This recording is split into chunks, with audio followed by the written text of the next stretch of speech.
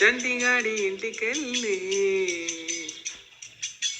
చెప్పవే చిరుగాలి, చంటిగాడి ఇంటికెళ్ళి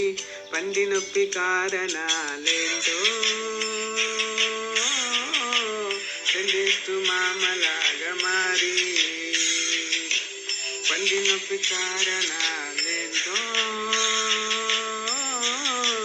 చెల్లిస్తూ మామలాగా మారి, నోటిలో దంతాలు తోమితే ముత్యాలు రోజుకు 2 సార్లు తోమి,